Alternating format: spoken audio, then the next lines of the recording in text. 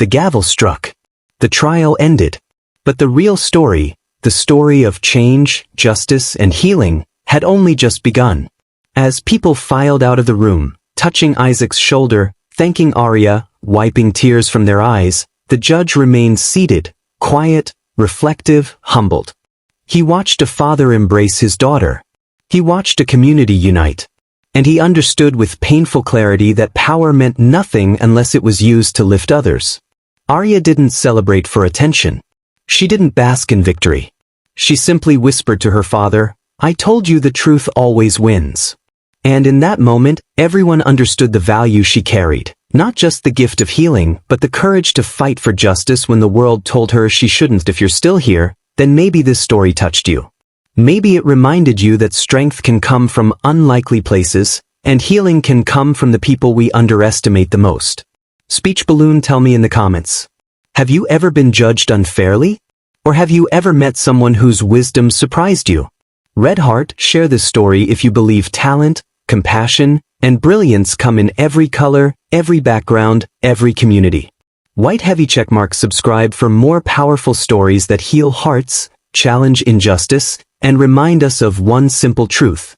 Sometimes the cure we're searching for isn't medicine, it's humanity. The courtroom was supposed to be silent, but silence shattered the moment the judge spoke the final words. Isaac Green, you are hereby sentenced to 18 years in state prison for unauthorized medical practice. His voice echoed through courtroom 4C at exactly 10:02 a.m., slicing the air like a cold blade. It wasn't just a sentence, it was the destruction of a family.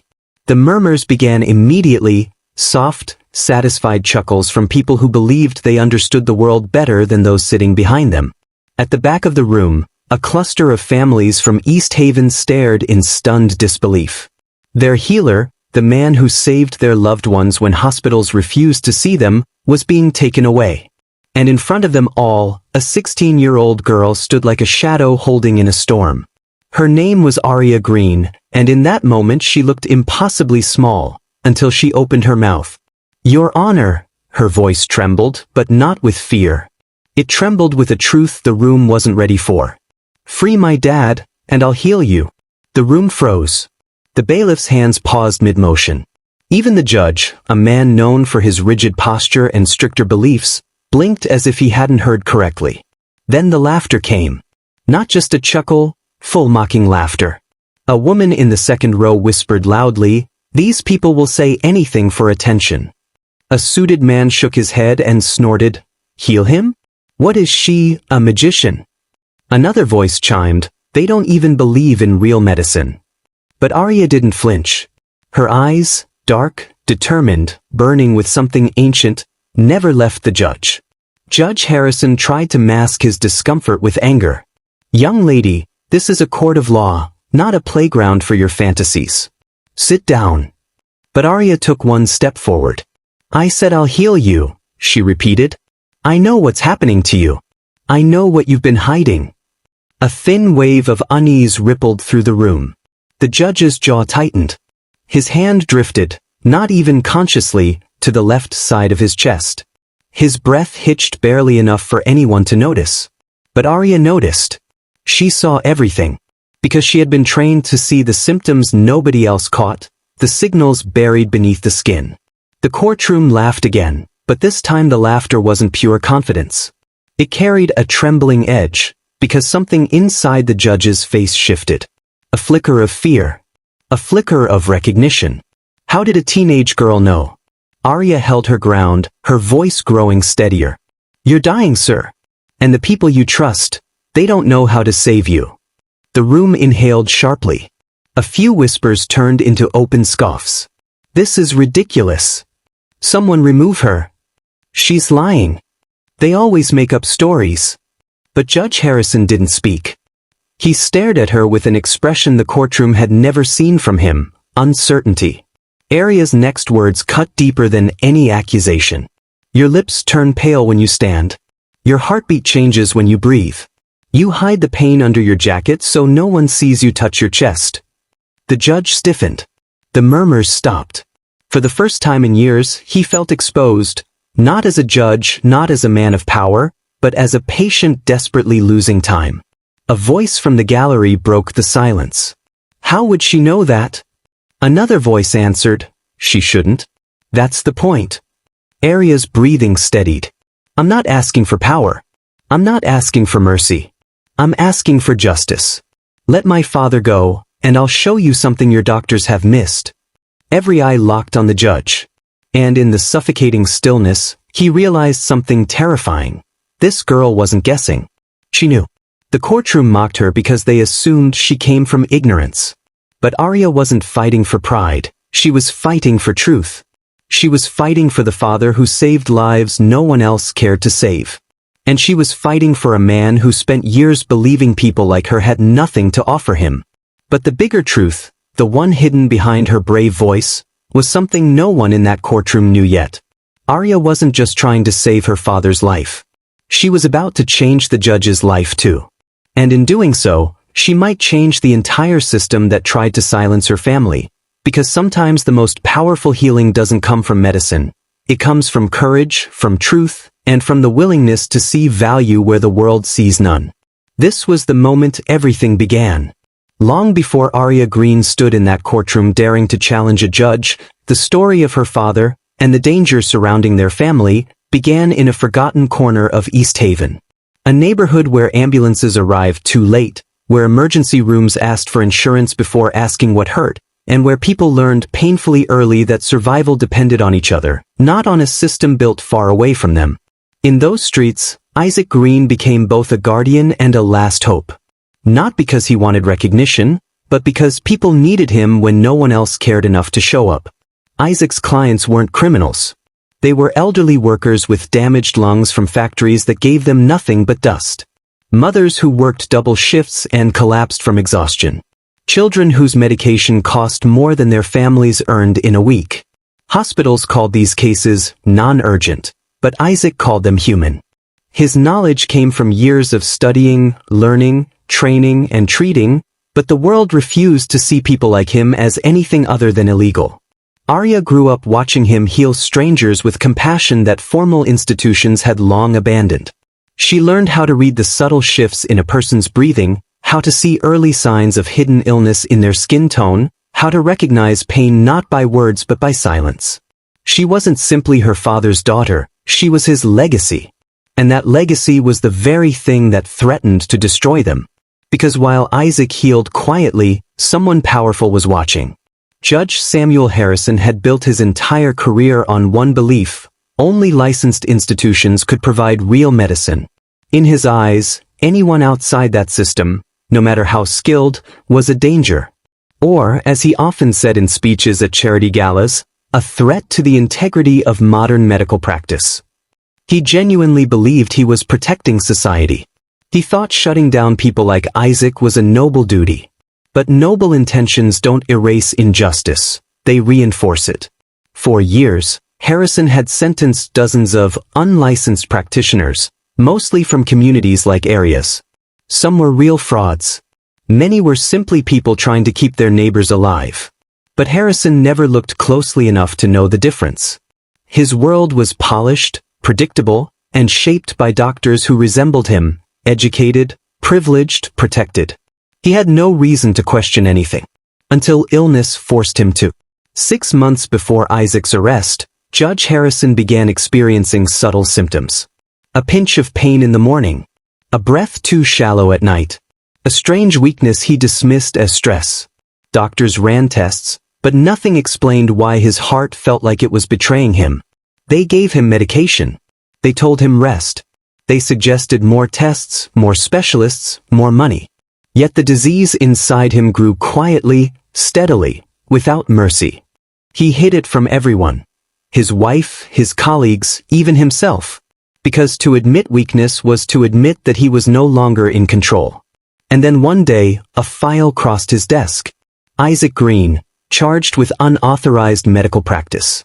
The judge didn't know it yet, but the man he was determined to punish was the only person who could save him.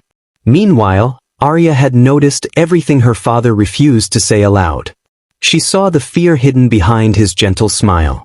She saw the exhaustion in his eyes when he came home late. She saw how the community depended on him, people knocking on their door at midnight begging for help when the hospital turned them away again. And she saw the police arrive not because her father failed someone, but because he succeeded. A child he treated, a wealthy politician's niece, recovered faster under Isaac's care than she ever had in a hospital. The family didn't thank him. They didn't pay him. They reported him. Because people like Isaac weren't allowed to outshine institutions built on prestige. The arrest was quick, cold, and humiliating. For Isaac, it felt inevitable. For Arya, it felt personal. The stakes became painfully clear that night. If her father lost, the community lost. If her father fell, countless others would fall with him. And Arya refused to stand by while the only healer her neighborhood ever trusted was torn away. She didn't know Judge Harrison was dying. She didn't know that the man who believed her father was a criminal was quietly fighting for his own life. But she did know one thing. Her father healed people who were forgotten. And the ones who forgot them were now trying to destroy him. The next morning, she made a decision that would change everything. She would fight. Not with anger. Not with violence. But with truth. She would use the same gift her father taught her. The ability to see what others missed. To notice what powerful people overlooked. To recognize suffering where others only saw authority. And when she stood in that courtroom and told the judge she knew his secret, it wasn't a gamble. It was the beginning of a battle between a system built on power and a girl built on compassion. A battle where the cost was life itself. And the world was about to learn that sometimes the smallest voice carries the greatest truth. To be why the time Isaac Green's trial began, the courtroom no longer felt like a place of justice. It felt like a stage built to humiliate everyone who dared to exist outside the system. Arya sat quietly in the back row, her hands clasped so tightly that her knuckles turned pale. She had prepared herself for the worst, but nothing prepared her for the cruelty that unfolded under the bright courtroom lights. The prosecutor, a sharply dressed woman with a voice polished for political ambition, walked to the center as if she were delivering a speech for television. "Ladies and gentlemen," she began with a pitying smile, "this case is not complicated.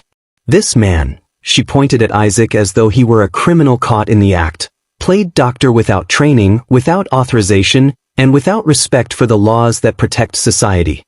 The murmurs of agreement from the front rows sliced through Arya like invisible knives. But what hurt her more wasn't the prosecutor's words. It was the contempt dripping from the gallery. Whispers loud enough to be heard but soft enough to appear innocent. These people always think they know better. They believe herbs and teas can replace hospitals. Ridiculous. Should have shut him down years ago. Arya's jaw tightened, but she remained silent. Her father had taught her that anger never proves intelligence. Truth does. Dr. Whitmore, the state hospital's director, took the stand next. He adjusted his expensive watch, cleared his throat, and spoke with the polished confidence of someone accustomed to being obeyed. "Unlicensed individuals," he said, pausing for dramatic effect, "create false hope. They mislead desperate communities. They replace real science with dangerous guesswork." Then he added a sentence that ignited a quiet fire inside Arya. "They thrive in neighborhoods lacking proper education." The gallery nodded knowingly. Arya felt her heartbeat thrum in her ears. She knew exactly what he meant. He wasn't attacking Isaac. He was attacking everyone who looked like her. Then came the worst blow. A woman from the gallery stood and addressed the judge without permission. "Your Honor, it's tragic," she said with feigned sympathy, "but people from those areas cling to old-fashioned beliefs. They teach their children nonsense instead of trusting real doctors." Those words landed on Arya like fists. Her fists clenched, but she stayed seated. Meanwhile, Isaac sat with quiet dignity. He didn't interrupt. He didn't defend himself. He didn't lash out. His calmness didn't come from defeat. It came from knowing he had nothing to apologize for. And that, somehow, made the courtroom angrier.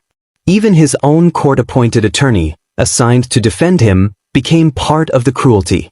"Your Honor," the attorney began with a sheepish grin, "we must understand Mr. Green's background.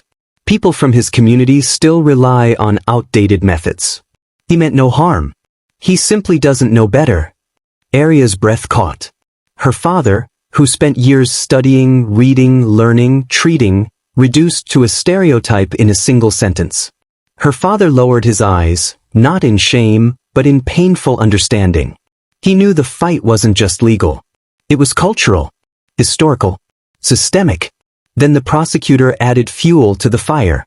"This is precisely why we must impose the maximum sentence," she declared.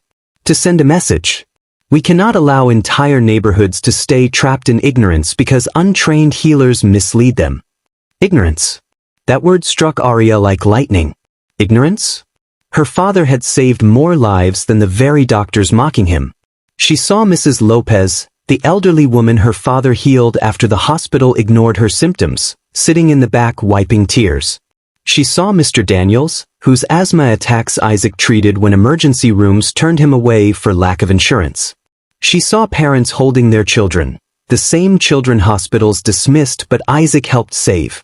They were all witnesses of truth, yet their truth wasn't welcome here. As the testimony continued, it became painfully clear. This wasn't a trial. It was a carefully constructed performance designed to reinforce one illusion: that people like Isaac had no place in the world of medicine. And Arya saw, with chilling clarity, that the court wasn't simply questioning her father's skills. They were questioning his right to help. His right to exist as someone capable. His right to be respected.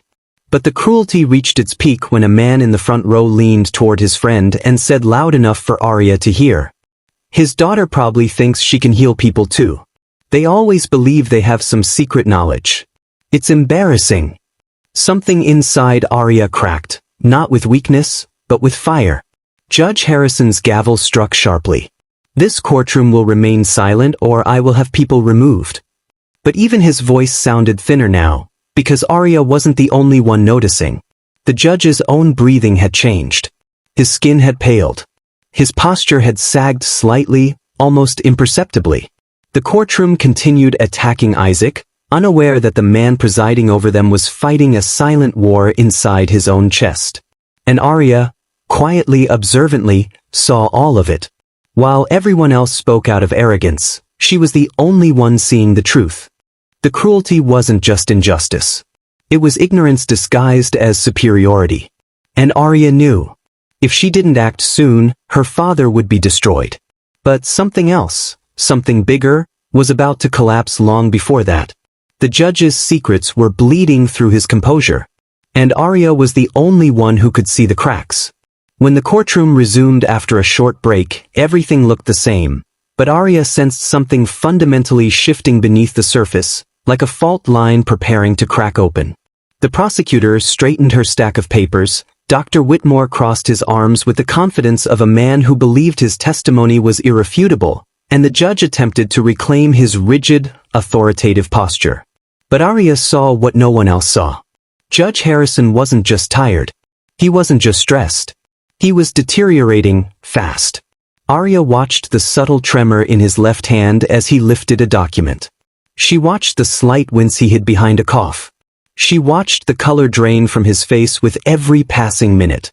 And most importantly, she watched the way he kept touching the exact spot above his heart, like a man subconsciously protecting the place that frightened him most. She had seen these signs before. Her father taught her what they meant. And now, as the courtroom prepared to swallow her father whole, the truth slammed into Arya with frightening clarity. The man who wanted to take her father's freedom was quietly losing his own life. The prosecutor resumed her argument with a triumphant tone. "Your Honor, ignorance disguised as healing is still ignorance. This man endangered citizens." Arya stood. She didn't plan to. It was instinct, truth rising faster than fear.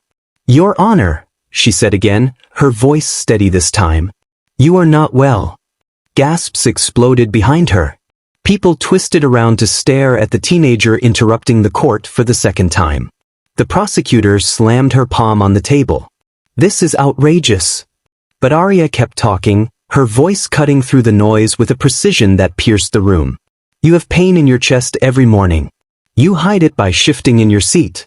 Your heart rate is irregular, especially when you breathe unevenly.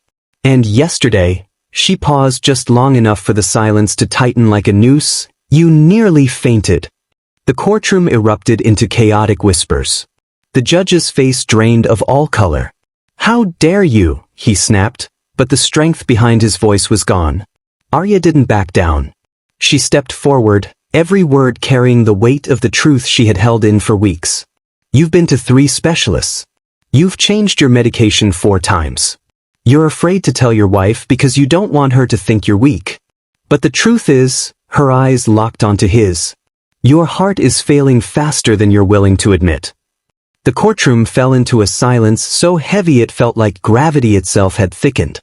A man from the gallery whispered, "How could she possibly know that?" Another voice muttered, "She's bluffing."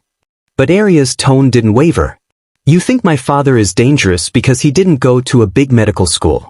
But your big medical schools haven't been able to tell you what's happening to your own body." The prosecutor stood, furious. "Your Honor, this is a manipulation tactic, classic emotional misdirection." But Judge Harrison held up a trembling hand to silence her. He couldn't hide it anymore. His breath had gone shallow. A bead of sweat rolled down his temple. His fingers dug into the edge of his desk. "You don't know what you're talking about," he said, but his voice cracked like thin glass. Arya stepped closer, her voice dropping into the quiet strength she inherited from Isaac. "Your doctors are treating the wrong problem. They're seeing symptoms, not causes. They're giving you pills, not answers." Then she added the words that shattered the room. "You don't have a year left, not unless someone understands what's really happening inside your heart." A woman in the front row gasped loud enough to echo. Even Dr. Whitmore looked rattled. The judge stared at Arya as if seeing her for the first time, not as a child, not as a defendant's daughter, but as someone holding a truth he desperately wanted to deny. "How do you know this?" His voice was barely a whisper, stripped of authority. Arya swallowed hard. "Because I've watched you. Every day of this trial. The way your face loses color when you stand. The way you hold your breath before answering questions. The way your left hand trembles when you're hiding the pain." She paused. "These are early signs of something your tests didn't detect. But my father taught me how to read them." The prosecutor sputtered. This is absurd. She's making it up." But the judge didn't listen to her. His eyes remained locked on Arya. His hand drifted again to his chest. And in that moment, everyone finally realized that the laughter earlier, that cruel, dismissive laughter, had been based on arrogance, not truth. A man who believed he understood everything was now being confronted by a girl who saw the thing he feared most. His vulnerability. His mortality. His limits. Arya took a breath, her voice steady as steel. "I'm not here to embarrass you. I'm not here to disrespect you. I'm here to tell you the truth you've been trying to ignore." She let her words settle before delivering the line that turned the courtroom to stone. "If you send my father to prison, you'll lose the only person who can save your life." Judge Harrison's world tilted. The gallery erupted again. The prosecutor panicked. And for the first time in his career, the judge didn't know what to say. Because Arya wasn't guessing. She wasn't bluffing. She was right. And deep inside the place where his fear lived, he knew it. The courtroom had barely recovered from the shock of Arya's revelation when the next moment struck like a bolt of lightning. Judge Harrison opened his mouth to dismiss her, perhaps to reassert control, perhaps to deny the truth she had spoken, but his voice never came out. Instead, his breath hitched abruptly. His hand flew to his chest. His eyes widened with a pain so raw it silenced the entire room in an instant. Then he collapsed back into his chair. A stunned gasp rolled across the courtroom like a wave. For a heartbeat, no one moved. Not the bailiffs. Not the prosecutor. Not even Dr. Whitmore, the man who moments ago claimed to represent the pinnacle of medical expertise. Arya stood frozen for half a second, but only half a second, because she knew exactly what this was. The subtle signs she had observed all week had finally erupted into something undeniable. And now the man everyone believed untouchable was suddenly the most vulnerable person in the room. The prosecutor was the first to snap out of shock. "Call 911. Someone call." But Arya's voice cut through her panic. "Don't move him," she shouted. Her words weren't a suggestion, they were a command. The bailiff nearest the judge hesitated. We have to help him. You'll make it worse if you lift him. Arya snapped. His heart rhythm is unstable. You move him wrong, he could go into full cardiac arrest. Dr. Whitmore pushed past others, his face pale but determined to reclaim authority. Step aside, he barked. I'm a medical professional. Arya didn't back down. She stepped between him and the judge without fear. If you knew what to do, he wouldn't be collapsing right now. The room gasped again, not from disrespect, but from the unshakable truth inside her words. Whitmore glared at her. You're a child. You don't understand the complexity of. I understand enough to know he's having a subacute arrhythmia, Arya said sharply. And if you reach for him without knowing the trigger, you'll kill him before the ambulance arrives. The judge groaned, clutching his chest as sweat beaded on his forehead. His breaths came shallow and disorganized. Panic spread across the room like wildfire. Arya knelt beside him, not touching, not yet, studying his breathing pattern, the tremor in his fingers, the flutter under his wrist. Your left ventricle is spasming, she murmured, more to him than to the crowd. You need immediate pressure relief, not forced movement. Whitmore sputtered. That's impossible for you to know.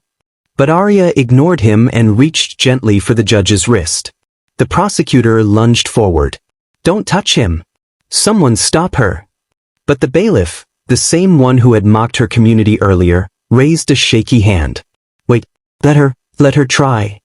His voice carried a strange mix of fear and hope. In truth, even he didn't understand why he said it. Something in Arya's confidence made people stop and listen. Arya pressed 2 fingers lightly against the judge's wrist. She felt the irregular rhythm, the pulse that skipped like a broken pattern. She closed her eyes for half a second, focusing not on fear, but on everything her father taught her over years of quiet, careful learning. Then she applied pressure on a point just below the wrist, delicate, precise, intentional. The judge gasped. The room froze. Because suddenly, his breathing changed.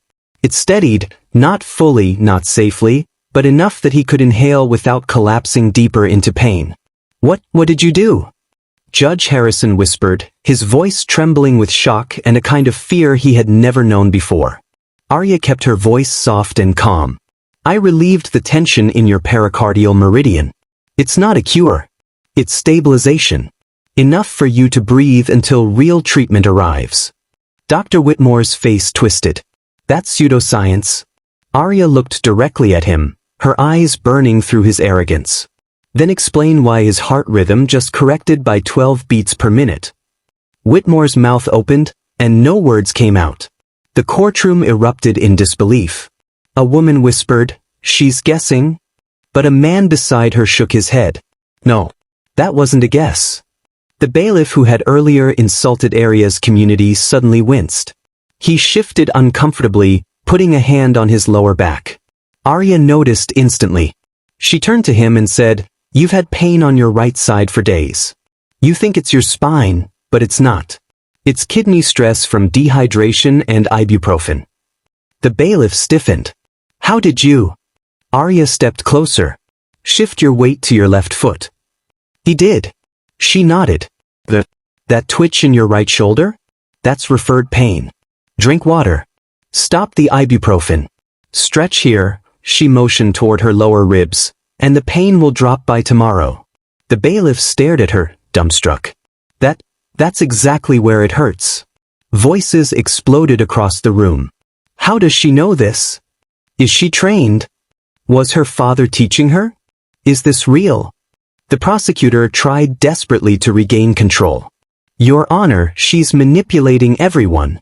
But the judge raised a trembling hand. Let her speak. Arya looked him in the eyes, and her voice softened. You're scared. You've been scared for months. And no one, not the doctors, not the specialists, has given you real answers. But I can. Not because I'm magic. Not because I'm special. Because I paid attention. She leaned in closer, her voice steady now. If you want to live, you need help from someone who sees what others overlook. The judge swallowed hard. What must I do? Arya breathed deeply. Trust the truth you're feeling right now. And trust the man you're trying to destroy. The courtroom fell silent. Because whether they accepted it or not, the first undeniable proof had arrived. Arya knew how to heal. And the system that mocked her was running out of time. The ambulance was still minutes away, but for Judge Harrison, time felt like a tightening rope dragging him closer to the edge. His breaths came shallow, uneven, and frightened, nothing like the controlled, commanding man who ruled this courtroom with iron certainty. Sweat gathered along his hairline. His fingers trembled uncontrollably. The room he once dominated now watched him with a mixture of shock, confusion, and, most unsettling, dependence. Dependence on a teenage girl he had dismissed only minutes ago. Arya remained kneeling beside him, steadying his pulse with gentle pressure. Her eyes were focused, calculating, absorbing every detail as if time itself slowed in her presence. She had been waiting for this moment, not to prove anyone wrong, but because she knew this truth would eventually force itself forward. Across the room, the prosecutor's voice cracked with panic. Judge Harrison, don't listen to her. We can't let an untrained child put your life at risk. But the judge lifted a weak hand, silencing her more forcefully than any gavel could. His voice trembled, not with authority, but with fear. Let her continue. Those 5 words changed the temperature of the room. Suddenly, all the confidence of the medical professionals in the gallery collapsed under its own weight. Dr. Whitmore stepped forward again, but his expression was different this time, not angry, but threatened. Your Honor, she is using pressure points and unverified techniques. This could endanger you further. Arya didn't look at him. She was watching the judge's breathing, counting silent rhythms. Your medication is wrong, she said quietly. Your dosage doesn't match your symptoms. Your doctors treated the after effects, not the cause. Judge Harrison's eyelids fluttered. How do you know? Arya didn't hesitate. Because your heart isn't failing, it's misfiring. There's a difference. Your treatment has been fighting the wrong enemy. A murmur tore across the gallery. Wrong treatment? Wrong diagnosis? Could that be true?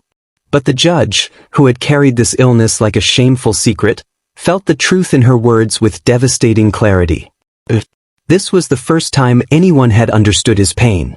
You noticed all that? He whispered, astonishment trembling in his breath. Arya nodded. I noticed because my father trained me to see what others ignore. And I saw you hurting. Every single day. For the first time since entering the courtroom, the judge's eyes softened, not with power, not with pride, but with the quiet vulnerability of a man facing the truth he avoided. Behind them, Dr. Whitmore's face twisted as if the foundation of his authority was crumbling. This is manipulation, he insisted. The girl is exploiting stress and coincidence. But a voice from the gallery cut him off. A voice no one expected. Coincidence didn't stabilize his pulse. It was Mr. Daniels, the man whose asthma attacks Isaac once treated. People turned to look at him. He continued, louder now, coincidence didn't save my life either. Another voice rose. Or my mother's. Then another. And my son's life. And my husband's. The gallery of Isaac's patients began to stand one by one. Real people, real stories, real proof of the man this trial tried to erase.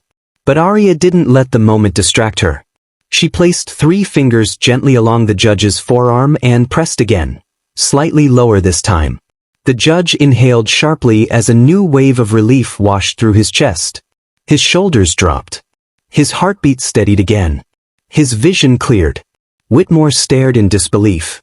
How did you, what are you doing? Arya finally looked up at him.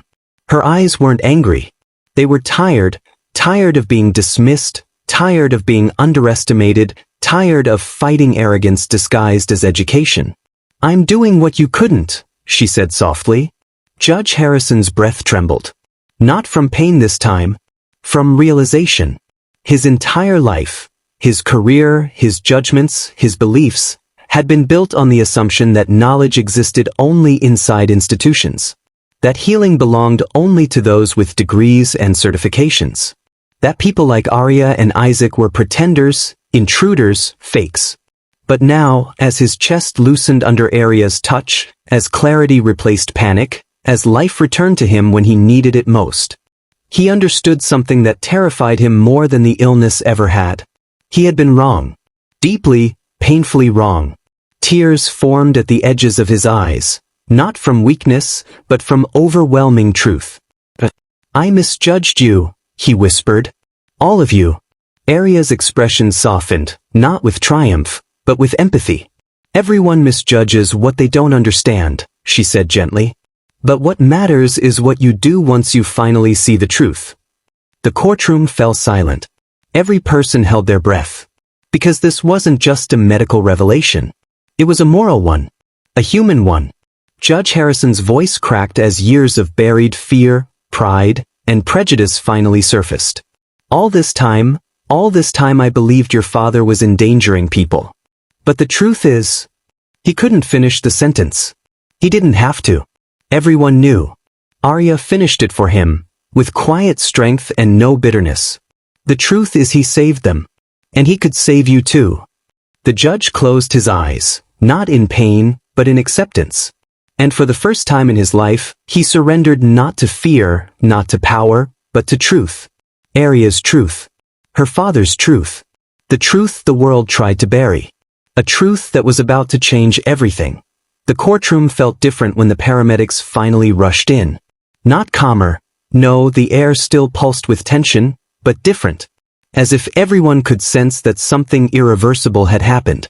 Judge Harrison, once pale and trembling, now sat upright with a clarity in his eyes that hadn't been there in months. His pulse had steadied. His breathing was even. And though his suit still clung to him with the last traces of fear and sweat, he looked alive. Alive because of Arya. Alive because of the man he tried to destroy. The prosecutor hurried toward him as the medics checked his vitals, desperation sharpening her tone. "Your Honor, with all due respect, we should postpone this trial and allow licensed professionals to take over." But Judge Harrison raised a hand, firm, steady, unshaking. "No," he said. His voice was no longer weak. It carried weight. A weight that silenced her instantly. "This trial will continue." The prosecutor blinked. "But, Your Honor," I said, he repeated, "it will continue. Sit down."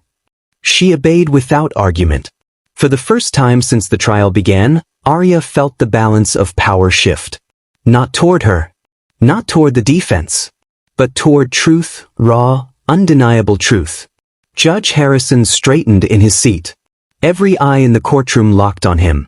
The medics stood nearby, uncertain whether to intervene, but he waved them back gently.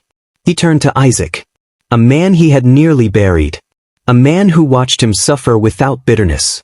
A man who trained a daughter capable of saving lives with nothing but observation, compassion, and knowledge passed down through generations. "Mr. Green," the judge began, then paused, not because of pain, but because the weight of his next words was heavier than any sentence he had ever delivered. "This court has spent years punishing people like you. People who helped their communities when systems failed them." The gallery shifted uncomfortably. "But today," he continued, "I witnessed something that exposed the truth. Your daughter didn't manipulate me. She saved me. With accuracy, skill, and a depth of understanding none of my specialists ever demonstrated." A murmur rippled through the room. The prosecutor paled. Dr. Whitmore clenched his jaw. But Judge Harrison wasn't done. "I've realized something," he said. "Healing doesn't begin with a license. It begins with care, competence, and the courage to help others even when the world refuses to see your worth." The gallery of Isaac's patients began nodding, tears forming in their eyes. Then the judge turned fully toward Isaac. "For these reasons," he declared, "I find you." A breathless silence fell over the courtroom. "Not guilty." The words hit the room like thunder. Mrs. Lopez burst into sobs. Mr. Daniels covered his mouth in disbelief. The bailiff lowered his head, ashamed of every assumption he had made. Isaac remained still, his eyes filling but never breaking. Arya let out a breath she'd been holding for weeks. She didn't cheer. She didn't cry. She simply walked to her father and took his hand. Judge Harrison wasn't finished. I also formally recommend, he continued, that the state open immediate pathways to recognize traditional healers and integrate their knowledge into modern practice. What I witnessed today cannot be ignored. Whitmore stepped forward, furious. Your Honor, this undermines the entire medical. Doctor, the judge interrupted sharply, what undermines medicine is arrogance. What strengthens it is truth. Whitmore fell silent. Slowly, Judge Harrison turned to Arya. His voice softened, not out of pity, but respect. Young lady, you did not just save my life. You opened my eyes. Arya looked up at him, her expression calm, steady. My father always says healing isn't just about the body. It's about the heart too. Judge Harrison nodded. Then today, consider my heart healed.